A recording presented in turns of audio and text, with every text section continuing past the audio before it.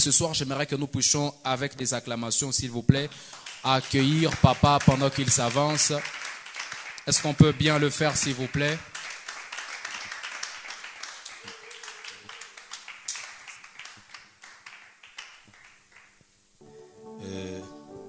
Je bénis le Seigneur pour cette grâce qu'il nous accorde, afin que aujourd'hui nous puissions nous tenir devant vous et que nous puissions aussi parler de la part de Dieu.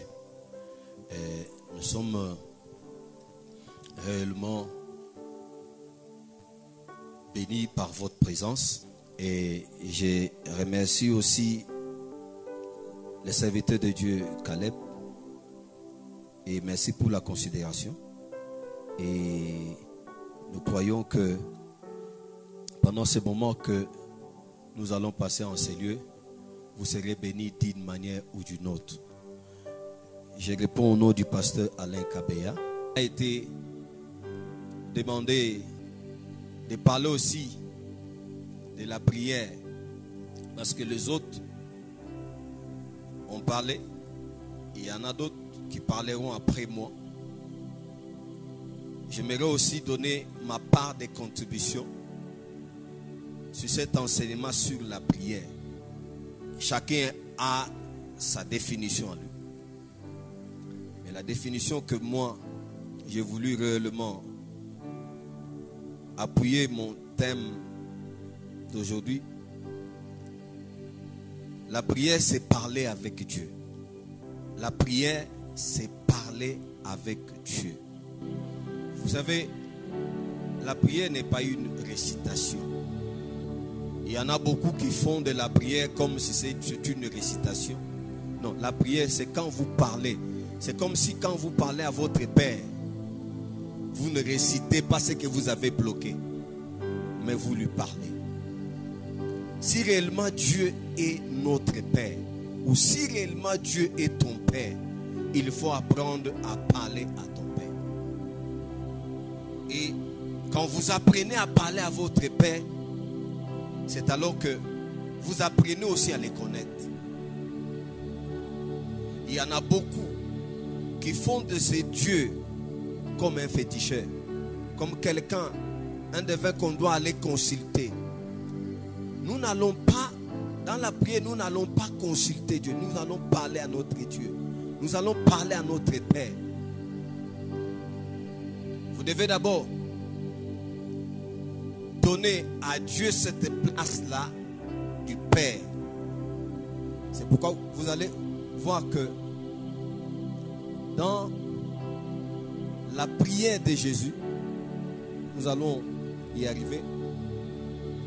Un de ses disciples a demandé à Jésus: enseigne-nous à prier. Le Seigneur, en introduisant son enseignement sur la prière, quand il a enseigné son disciple ou ses disciples, il leur a dit ceci: et quand vous priez, dites notre Père qui est aux cieux. Il a voulu réellement qu'on donne à Dieu cette place-là du Père. Parce qu'un Père, on lui parle. Nous devons d'abord reconnaître à Dieu. Nous devons reconnaître notre paternité à Dieu. Que nous appartenons à Dieu. C'est lui notre Père. Amen. Alléluia. Vous savez, dans la prière, premièrement, quand nous devons commencer à prier, parce que nous avons dit que nous parlons à Dieu, nous devons faire deux choses. La première, c'est de reconnaître Dieu tel qu'il est. Vous savez, il y en a beaucoup qui ne reconnaissent pas Dieu tel qu'il est. C'est pourquoi aujourd'hui vous allez voir dans le monde, il y en a beaucoup qui se sont donnés des dieux et qui se sont fait même des statues. Mais pour nous qui sommes chrétiens, nous qui avons donné notre vie au Seigneur, la première des choses, quand nous commençons à prier, c'est de reconnaître d'abord Dieu tel qu'il est notre Père, qu'il est Dieu. Alléluia. Je dois reconnaître d'abord qu'il est ton Dieu. Reconnais-le tel qu'il est. Et deuxièmement, c'est les louer et les glorifier. Nous les louons pourquoi? Et nous les glorifions pourquoi? C'est pour ses œuvres. Quand tu te regardes toi-même, tu es l'œuvre de ses mains. Vous savez, moi je dis souvent ceci. Quelqu'un peut se dire, moi je n'ai personne. Il n'y a personne qui m'a prêché. C'est pourquoi je ne serai pas condamné. Non, vous vous trompez. Vous-même, vous êtes l'œuvre de Dieu. Tel que Dieu vous a créé. Vous êtes d'abord un jugement pour vous-même. Parce que vous ne vous connaissez même pas. Comment vous réagissez, comment vous grandissez. Comment les organes dans votre corps fonctionnent. Vous ne le savez même pas. Mais Dieu sait ce qu'il a fait de vous. Et tout autour de vous, il y a des arbres. Il y a le vent qui souffle. Il y a le soleil qui se lève et qui se couche. Il y a l'eau qui coule. Mais quand il pleut, vous ne savez même pas comment ces choses se font. Toute la créature de Dieu, c'est une prédication. C'est par là que vous devez reconnaître réellement la grandeur de Dieu, les glorifier, les louer pour ses œuvres qu'il a fait. Et quand vous regardez votre semblable, il ne vous ressemble pas, mais il a le même corps que vous. Vous grandissez, lui aussi il grandit. C'est l'œuvre de sa main. C'est l'œuvre de Dieu. Et quand vous regardez d'abord votre beauté. Vous regardez tel que Dieu vous êtes constitué. C'est une grâce. Il y en a beaucoup qui n'ont pas su grandir comme vous l'avez. Eu cette grâce de grandir. Mais Dieu vous a fait cette grâce. Il y en a ceux qui sont morts devant vous. Il y en a ceux qui sont morts après vous. Mais vous existez. Vous vivez et vous êtes encore en vie aujourd'hui. Il y en a ceux qui sont malades. Et nous louons le Seigneur par ce que nous avons vu ses œuvres. En commençant à prier, vous n'allez pas directement commencer à prier, à demander à Dieu quelque chose. Mais vous devez d'abord reconnaître qu'il est Dieu, qu'il est votre Père. Vous devez le louer. Parce que vous-même, vous êtes l'œuvre de ses mains. Vous devez d'abord commencer à reconnaître qu'il est Dieu. Et j'aimerais encore dire ceci.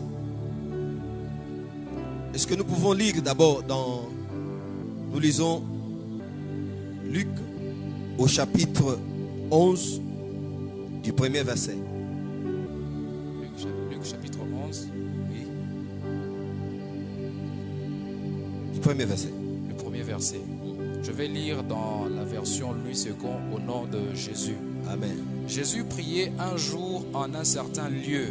Lorsqu'il eut achevé, un de ses disciples lui dit, Seigneur, enseigne-nous à prier comme Jean l'a enseigné à ses disciples. Amen. Amen. Alléluia. Nous gardons ces versets. Et quand nous prions, la deuxième des choses, nous devons comprendre ceci.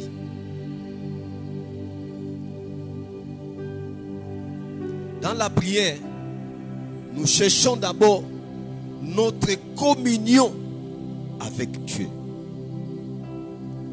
Quand vous priez, la deuxième des choses que vous devez comprendre, c'est que vous devez comprendre, vous cherchez d'abord votre communion avec Dieu. Ne commence pas seulement à prier pour prier, mais dans votre prière, qu'est-ce que vous poursuivez? c'est de chercher d'abord votre communion avec votre Père. Vous devez vous exercer à cette communion-là. À vivre en communion avec Dieu qui est ton Père. Parce qu'il y en a beaucoup d'entre nous, en tant que chrétiens, nous ne développons pas cet aspect-là de communion avec Dieu. C'est comme si nous sommes là, nous venons seulement devant un féticheur, devant quelqu'un auquel nous sommes venus chercher ce qu'il lui a. Mais nous ne venons pas créer cette communion-là. La prière doit réellement nous aider à intensité, à créer cette communion avec Dieu. La plupart de beaucoup de chrétiens n'ont pas cette pensée-là de développer cette communion avec Dieu. C'est pourquoi des fois, quand quelqu'un prie, souvent il est distrait, il peut ouvrir les yeux, il peut être distrait, il peut toucher à son téléphone, il peut faire tout ce qu'il peut faire, mais lui il n'est pas concentré dans cette communion. C'est pourquoi des fois il n'y a rien que vous ressentez, vous ne recevez rien, parce qu'en vous, vous n'avez pas développé cette communion-là avec Dieu. Il faut réellement que vous soyez en communion avec ce Dieu.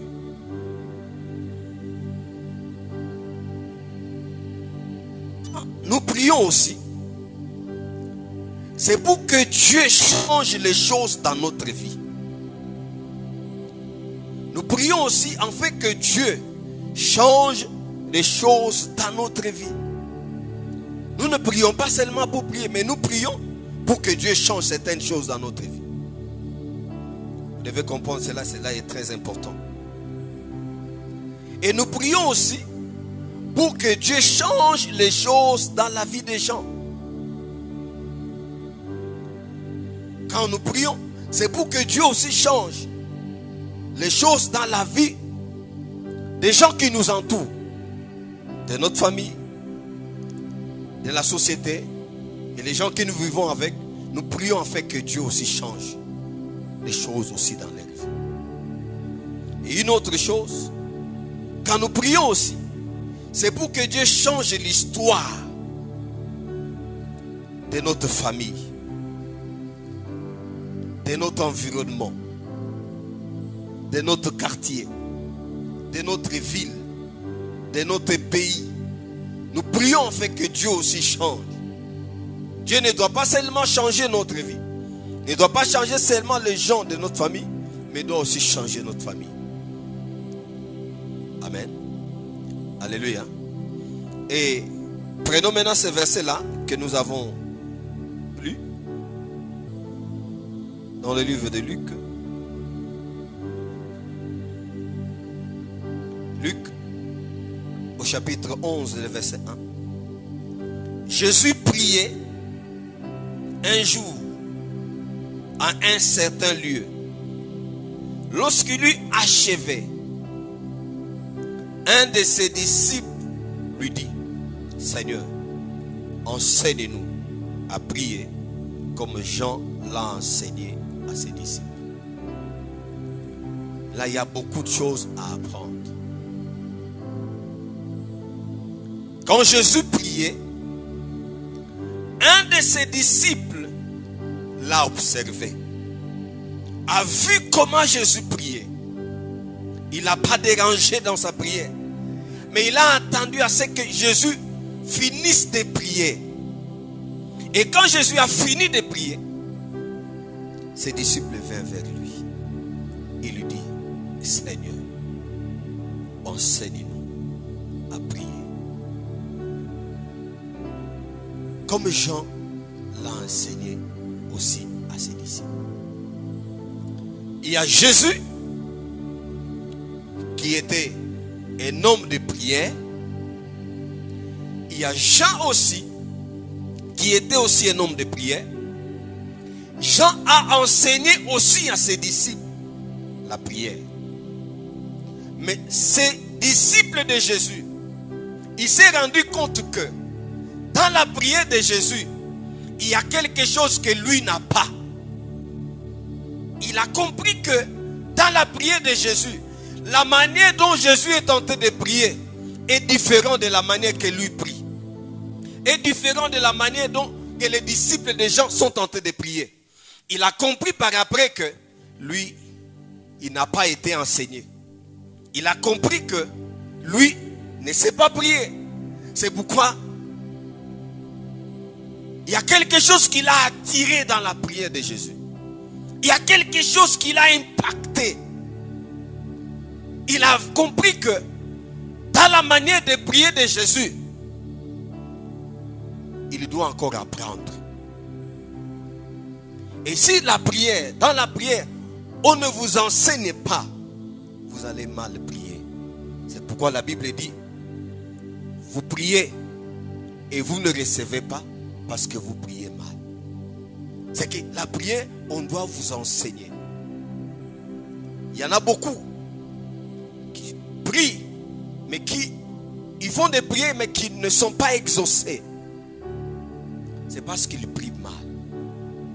Et vous devez apprendre. Vous savez, dans notre vie de prière, notre vie de prière doit impacter, doit pousser quelqu'un à apprendre de nous. Mais souvent dans nos prières, les gens n'ont pas envie d'apprendre de nous. Parce que votre prière n'impacte pas. Votre prière n'attire pas. Votre prière ne convainc personne. Et pourtant la prière doit toucher quelqu'un. Doit impacter quelqu'un. Votre façon de prier doit pousser quelqu'un à vous envier. À apprendre aussi de vous. C'est pourquoi lui n'a pas dit, ses disciples-là, lui n'a pas dit à Jésus, montre-nous comment prier. Mais il a dit, enseigne-nous. La prière, ça s'enseigne. C'est pourquoi on a pris tout ce temps d'enseigner sur la prière. C'est pourquoi il ne faut pas négliger cet enseignement. Il y aura des moments où d'autres vont prêcher. Vous allez apprendre de quelque chose dans la prière. Jésus, ce n'est pas que à ses disciples. Amen. Alléluia. Vous devez être enseigné. On ne vous enseigne pas autre chose, on vous enseigne à prier. Ça ne sert à rien d'être ignorant dans la prière, passer de longs moments et de ne rien recevoir de Dieu. Vous allez même vous fatiguer vous-même. Mais plutôt si vous êtes enseigné, vous êtes un homme béni, une femme bénie. Vous allez voir la manière de Jésus quand il priait devant son Père.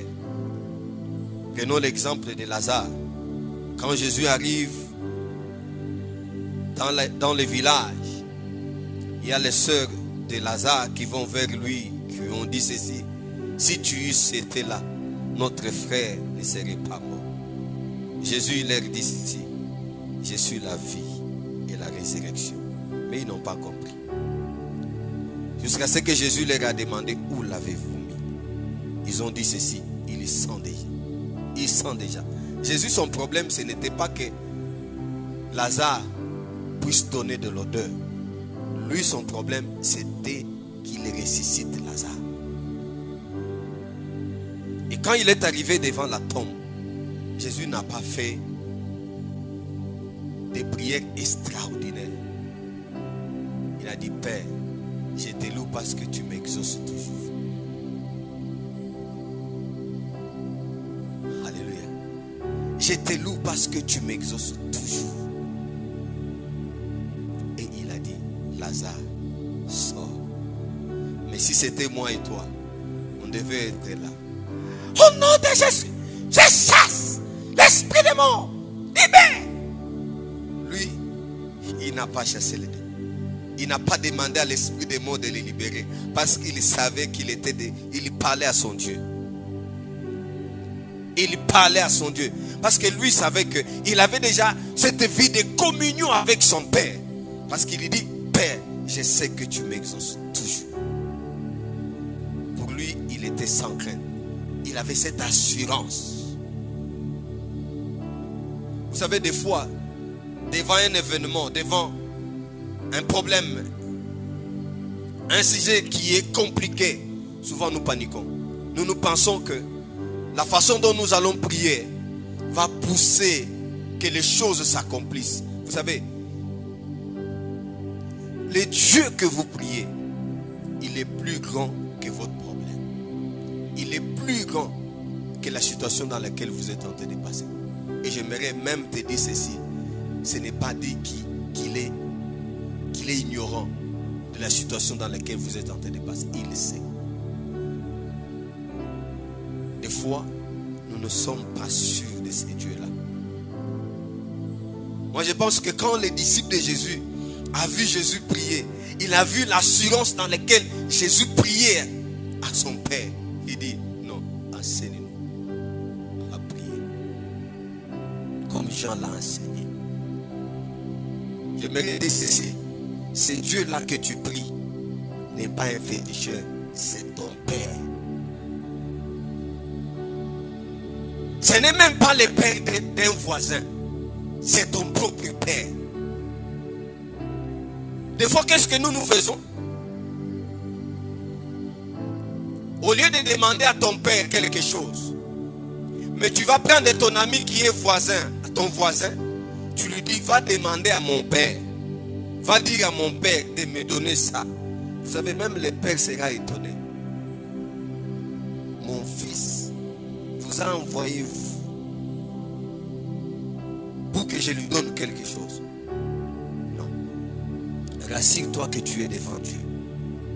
Rassure-toi que tu es devant ton Père. Même tel que nous sommes là,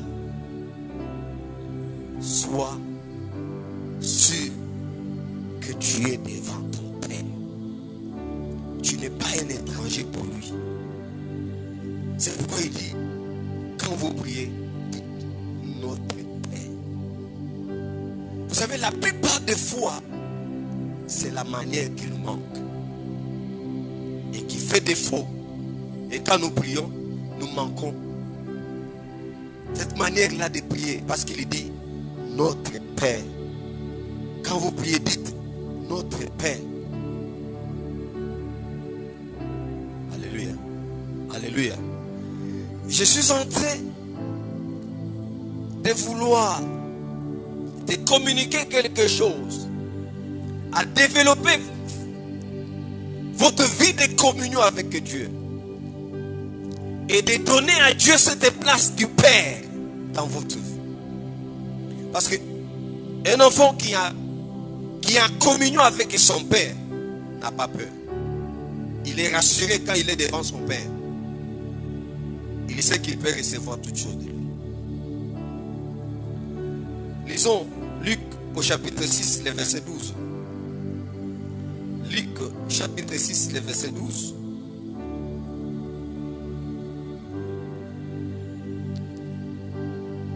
Luc chapitre 6, le verset 12, je vais lire dans la version Louis II au nom de Jésus.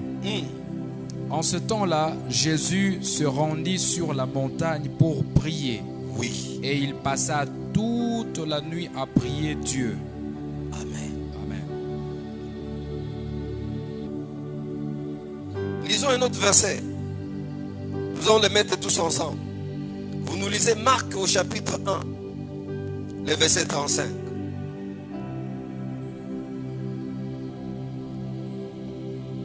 Marc chapitre 1er, le 35e verset, je lis au nom de Jésus. Oui. Vers le matin, pendant qu'il faisait encore très sombre, il se leva et sortit pour aller dans un lieu désert où il pria. Alléluia. Amen. Dans le livre de Luc, on nous a dit qu'il est allé à la montagne où où il a prié toute la nuit. Ici, on nous dit, très tôt le matin, Jésus est monté, il est allé prier. Lis-moi encore. Matthieu chapitre 4. Du premier verset au deuxième verset. Matthieu chapitre 4 du premier au deuxième verset, la Bible dit: Alors Jésus fut emmené par l'Esprit dans le désert pour être tenté par le diable. Après avoir jeûné 40 jours et 40 nuits, il eut faim. Le tentateur s'étant approché lui dit: Si tu es fils de Dieu, ordonne que ces pierres redeviennent des pains. Amen. Alléluia. Amen. Je suis en train de t'amener à comprendre que Jésus était un homme de prière. Jésus aimait la prière. Et nous pouvons nous poser aussi la question, nous demander, est-ce que Jésus était Dieu? Et si Jésus était Dieu, alors pourquoi il a prié? Pourquoi il pouvait prier toute la nuit? Pourquoi il pouvait être très tôt matin, il va prier? Pourquoi? Pourquoi il pouvait jeûner 40 jours, 40 nuits? Pourquoi? Lui qui était Dieu. Parce que s'il était Dieu, c'est qu'il a tout. Il n'avait encore besoin de quoi? Et quand il priait quoi? Et pourquoi ces disciples-là de Jésus l'a vu prier, ta manière de prier l'a tiqué, l'a poussé à apprendre de lui quelque chose? Vous savez, avant que nous puissions continuer, j'aimerais que tu comprennes ceci. Jésus, quand il était ici sur terre, il était 100% homme.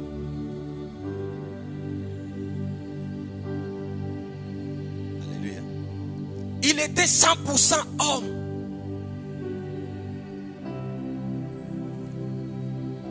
C'est pourquoi il devait prier. Il avait la même chose que nous. J'aimerais que nous puissions lire un verset, 2 ou 3 versets, et puis je vais m'expliquer. Lis-moi Psaume au chapitre 115. Psaume 115. Vous me lisez le verset 16. Le verset 16, la Bible dit: Les cieux sont les cieux de l'Éternel. Les cieux sont les cieux de l'Éternel. Mais il a donné la terre au Fils de l'homme. Il a donné la terre au Fils de l'homme. Alléluia. Amen. Les cieux, c'est les cieux de l'Éternel.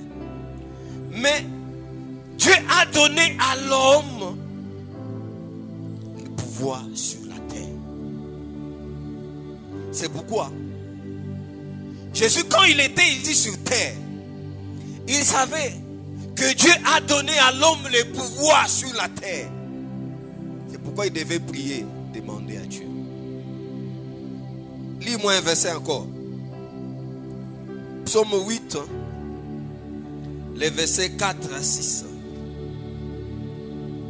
Psaume chapitre 8, du 4 au 6e verset. Oui. La Bible dit: Quand je contemple les cieux, ouvrage de tes mains, Oui. la lune et les étoiles que tu as créées, qu'est-ce que l'homme pour que tu te souviennes de lui, et le Fils de l'homme pour que tu prennes garde à lui? Tu l'as fait de peu inférieur à Dieu, Oui. et tu l'as couronné de gloire et de magnificence. Alléluia. Amen. Alléluia. Amen. Vous allez comprendre ceci. La terre est sous le pouvoir de l'homme. Amen. La terre est sous le pouvoir de l'homme. C'est pourquoi Jésus, quand il était ici sur terre, Il était 100% homme. Il devait prier Dieu pour que Dieu fasse quelque chose. Vous savez, Dieu a besoin de ta prière pour faire quelque chose. J'aimerais encore me faire comprendre. Lis-moi Ézéchiel au chapitre 22, le verset 29. Vous allez comprendre.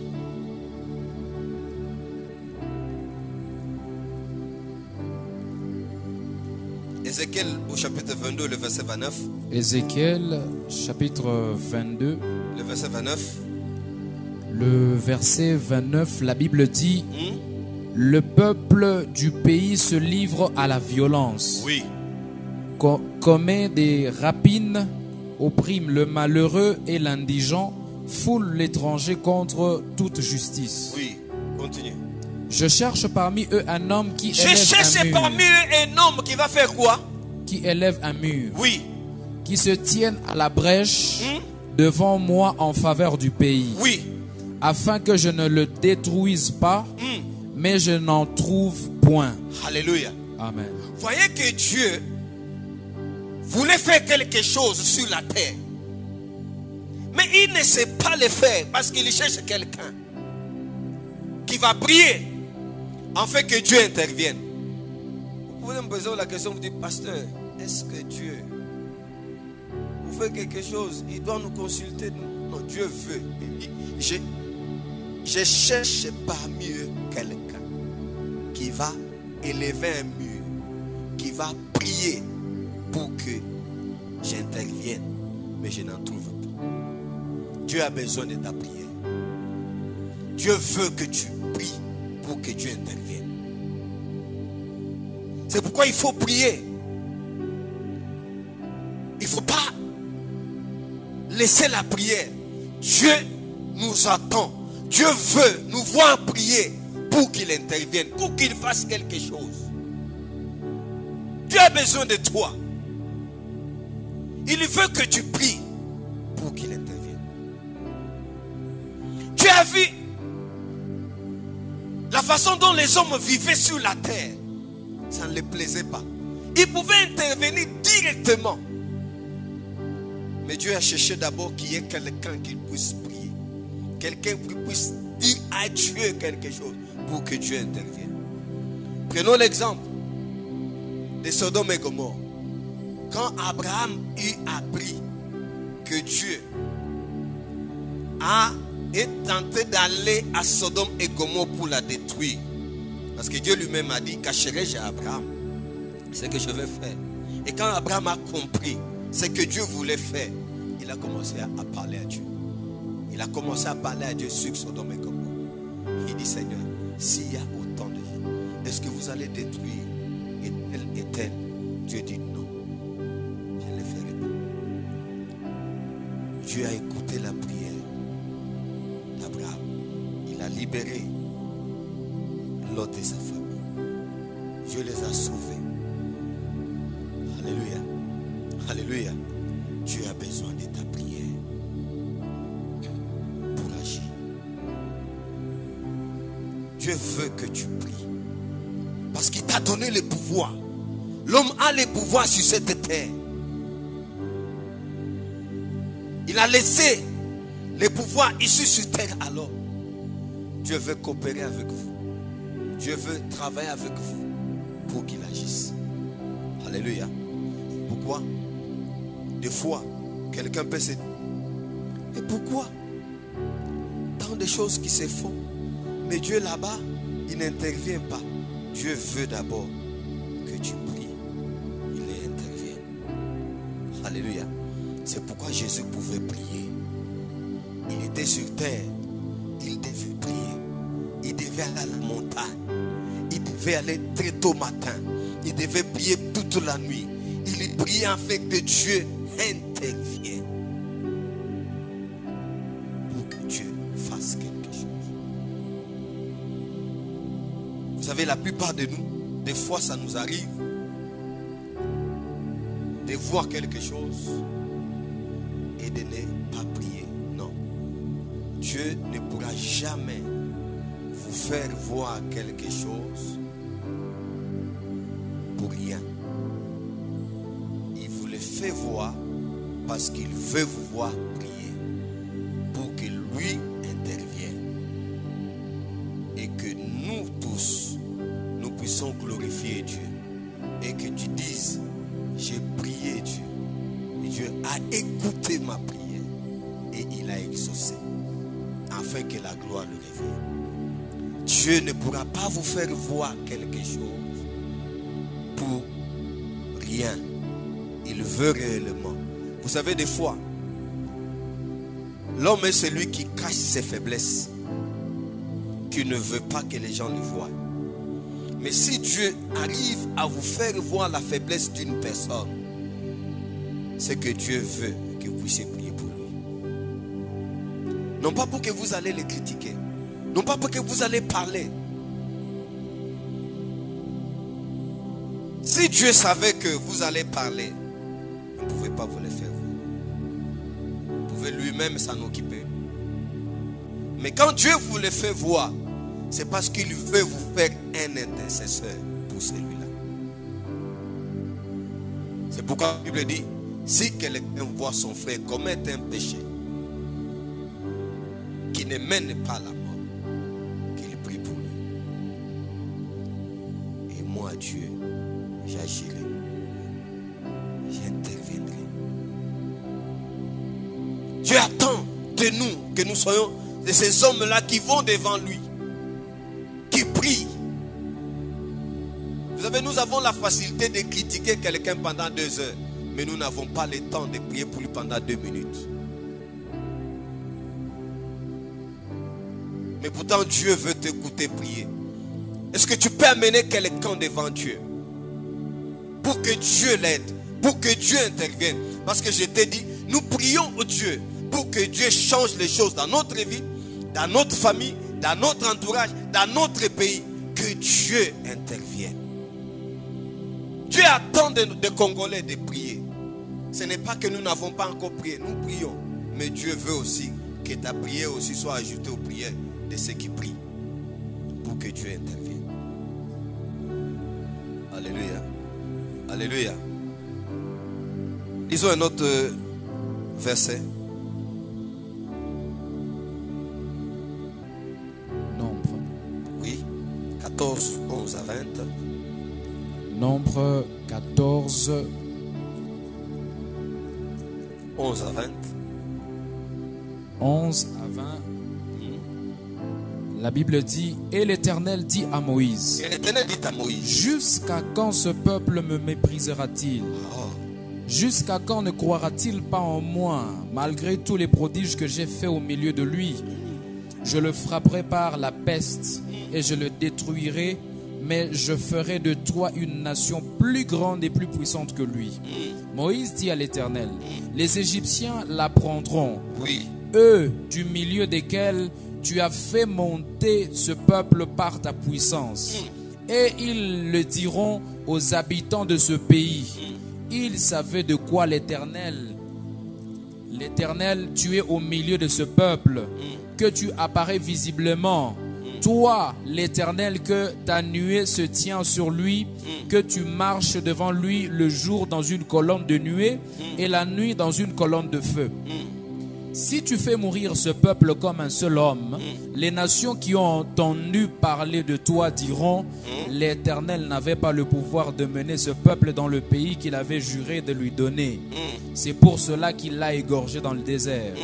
Maintenant que la puissance du Seigneur se montre dans sa grandeur comme tu l'as déclaré en disant, l'Éternel est lent à la colère et riche en bonté.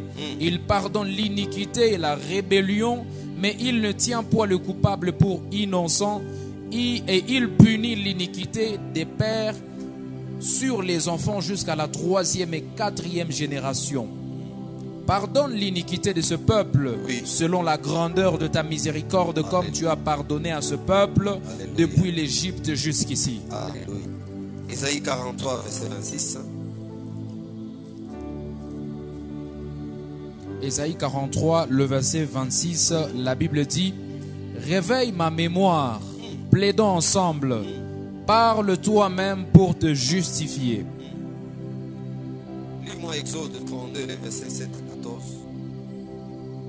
Exode 32, Verset 7 à 14. 7 à 14, la Bible dit, l'Éternel dit à Moïse, Oui. va, descends, car ton peuple que tu as fait sortir du pays d'Égypte est corrompu. Ils se sont promptement écartés de la voie que je leur avais prescrite.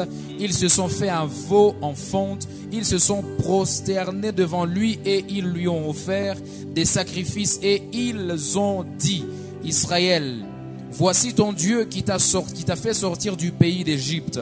L'Éternel dit à Moïse, je vois que ce peuple est un peuple au cou raide. Maintenant laisse-moi, ma colère va s'enflammer contre eux et je les consumerai, mais je ferai de toi une grande nation. Moïse implora l'Éternel, son Dieu, et dit, pourquoi, ô Éternel, ta colère s'enflammerait-elle contre ton peuple que tu as fait sortir du pays d'Égypte par une grande puissance et par une main forte? Pourquoi les Égyptiens diraient-ils, c'est pour leur malheur qu'il les a fait sortir, c'est pour les tuer par les montagnes, dans les montagnes et pour les exterminer de dessus la terre. Reviens de l'ardeur de ta colère et repens-toi du mal que tu veux faire à ton peuple. Souviens-toi d'Abraham. Quand Moïse a vu, Moïse a imploré à Dieu. Dieu entendra ta prière quand tu pries. Tu entends. C'est pourquoi il est dit ceci dans les livres des psaumes. Ô toi qui écoutes les prières, car tout le monde fait nos attentes. Nous avons un Dieu qui écoute. Nous avons un Dieu qui attend que nous puissions prier afin qu'il agisse. C'est pourquoi Jésus étant sur terre, Jésus était un homme de prière. Il a fait toutes les sortes de prières possibles. La nuit, toute la nuit il a prié. Si c'est à la montagne, il était à la montagne. Si c'était tôt matin, il a fait. Si c'était pendant la journée, il l'a fait. Il a prié. Si lui l'a prié, et pourquoi moi et toi nous n'allons pas prier? Nous sommes appelés à prier et à aimer la prière. Alléluia. À aimer la prière. Peut-être la manière dont tu fais cette prière qui te décourage. Mais fais-le la manière de Dieu. Tu te sentiras réellement que tu es comblé de joie. Parce que tu verras le ciel. Tu verras Dieu te parler. Tu sentiras que Dieu est bon. Tu sentiras réellement que il me faut prier. Alléluia. Alléluia. Il faut aimer la prière. J'aimerais dire quelques mots afin que nous puissions aussi terminer cette partie d'aujourd'hui. Jésus a dit, il a montré par sa façon de prier qu'il faut toujours prier. Alléluia. La manière dont Jésus priait, c'est qu'il nous a demandé de prier toujours. Lisons un verset.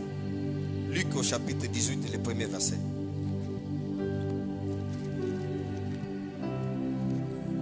Luc au chapitre 18, le premier verset.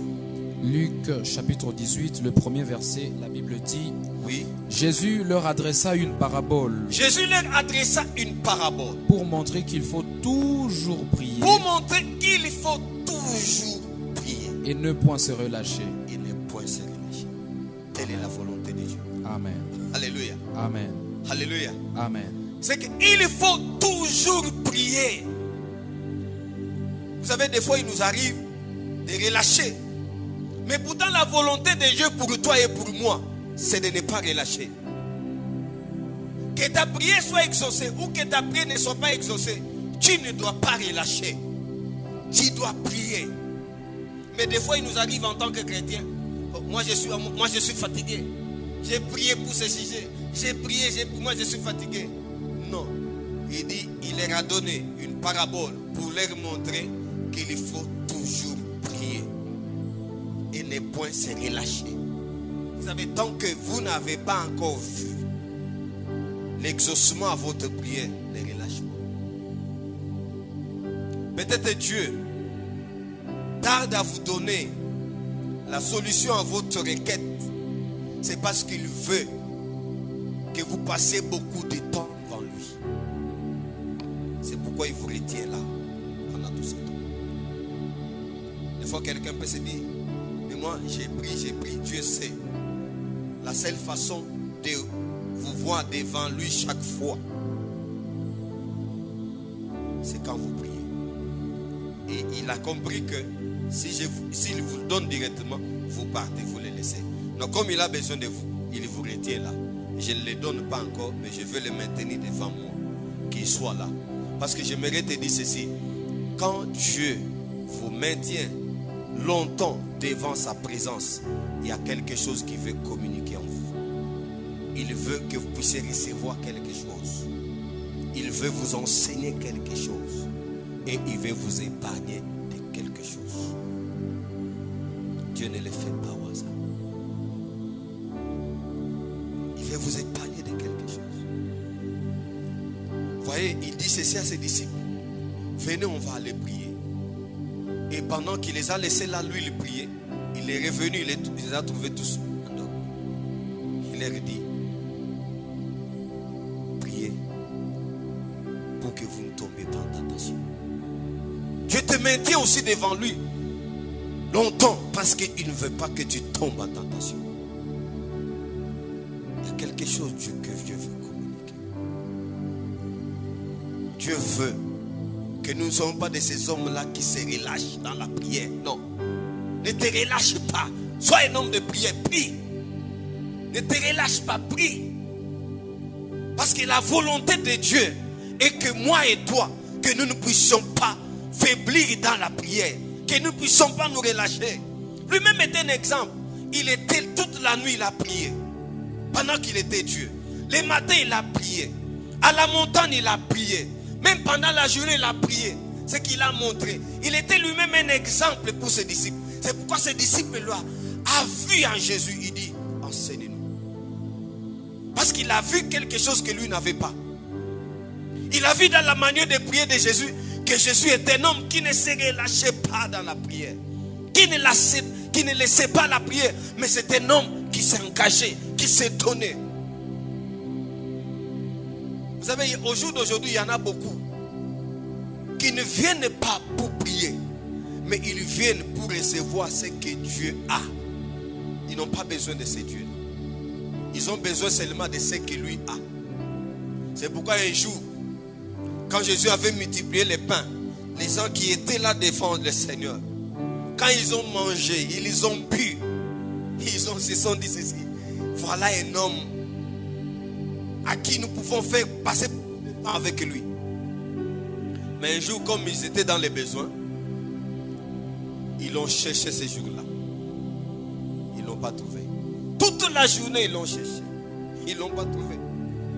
Mais vers le soir, là, ils l'ont vu. Il dit, ah, Jésus, tu étais même où? Nous t'avons cherché. Nous t'avons cherché. Jésus leur a dit, vous ne m'avez pas cherché parce que vous aviez besoin de moi. Mais vous m'avez cherché parce que vous avez mangé hier du pain. Il y en a aujourd'hui beaucoup qui viennent rien que pour recevoir le mariage, pour recevoir le boulot, pour recevoir autre chose. Mais ils ne viennent pas réellement pour contempler la grandeur de ces dieux-là, pour demeurer devant lui, pour prier afin que Dieu qu'il puisse réellement être en communion à ces dieux-là. Des fois, vous savez, des fois il faut prier. Ne demande rien à Dieu. Développe seulement cette communion-là avec Dieu. Que tu sois toujours seulement devant lui. Et Dieu sait. Même ce que tu veux demander là, lui sait. Il sait que tu as besoin de ça. C'est pourquoi il dit demander. Demandez. Et il dit, toute chose que vous demandez en priant, croyez que vous l'avez reçu. Alléluia. Tu ne peux pas croire si tu n'as pas confiance à ce Dieu. Tu ne peux pas croire si tu n'es pas assuré par ce Dieu. 1 Thessaloniciens au chapitre 5 au verset 17 qui dit ceci: priez sans cesse. Ne te fatigue pas, prie. Vous savez, il y en a beaucoup. S'ils prient Dieu, qui n'a pas, il change d'église, ou il arrête même de prier. Le problème, ce n'est pas de changer l'église. Le problème, c'est de demeurer devant lui et de ne pas se relâcher. C'est pourquoi vous allez voir aujourd'hui, il y en a beaucoup qui vont en déambulant des églises et des églises, en changeant des hommes de Dieu à hommes de Dieu. Ce n'est pas ça qui amènera l'exaucement. L'exaucement viendra quand tu seras devant lui. Vous savez, il y a certaines choses que tu recevras, c'est parce que tu as étudié. Mais il y a certaines choses, tu les recevras parce que tu as prié. Alléluia. Alléluia. C'est pourquoi il faut aller devant lui, il faut prier. Il faut aller devant lui prier. Il y a certaines choses que tu les recevras seulement devant lui. Au trône de la grâce. La prière doit être continuelle. Ce n'est pas comme si aujourd'hui nous enseignons sur la prière. Ça sera seulement un mois de prière. Non. Nous allons faire de cette prière continuelle. Devant le Seigneur. Que ça soit continuel. Devant lui. Romains au chapitre 12 et le verset 12. Romains chapitre 12 au verset 12.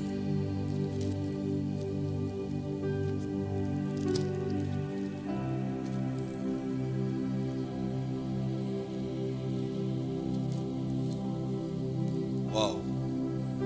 Romains 12, Oui. chapitre 12, la Bible dit: réjouissez-vous en espérance, soyez patients dans l'affliction, persévérez dans la prière. Alléluia. Amen. Mon temps est fini. Et j'aimerais, donnez-moi 2-3 minutes, je vais terminer par ceci. J'aimerais parler sur les principes de la prière. Les principes de la prière. Dans les principes de la prière, il y a quelque chose, j'aimerais que vous puissiez comprendre, c'est ceci.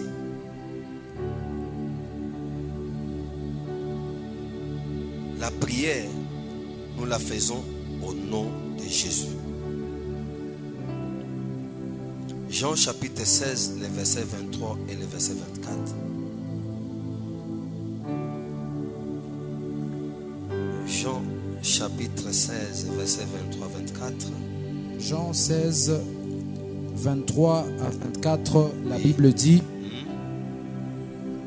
en ce jour-là, vous ne m'interrogerez plus sur rien. En vérité, je vous le dis, Oui. ce que vous demanderez au Père, il vous le donnera en mon nom. Jusqu'à présent, vous n'avez rien demandé en mon nom. Demandez et vous recevrez, afin que votre joie soit parfaite. Alléluia. Amen. Vous savez, la prière, nous la faisons au nom de Jésus. Pour recevoir quelque chose, c'est quand tu fais la prière, tu pries et tu termines et tu dis au nom de Jésus. Parce qu'il dit ceci: demandez, demandez. Tout ce que vous demanderez au Père en mon nom, il vous sera donné. Il ne faut même pas spéculer. C'est au nom de Jésus que nous sommes exaucés. C'est au nom de Jésus que nous recevons quelque chose de la part de Dieu. Ne fais pas la prière à un autre nom. C'est au nom de Jésus. Parce qu'il dit: tout ce que vous demanderez au Père à mon nom. Il pouvait dire: tout ce que vous demanderez au Père, il vous donnera. Mais il dit: tout ce que vous demanderez au Père à mon nom, il vous le donnera. Au nom de Jésus, tu seras exaucé. Deuxième principe, Dieu écoute nos prières quand nous prions. J'aimerais que tu sois rassuré, que tu saches que Dieu écoute tes prières quand tu pries. Même si tu n'entends rien dans la salle dans laquelle tu es, que tu saches qu'il écoute ta prière. Même s'il n'y a pas un signe, que tu saches qu'il écoute ta prière. Vous savez, la plupart de nous, des fois, quand nous prions, quelqu'un veut avoir un signe ou quelque chose bouger.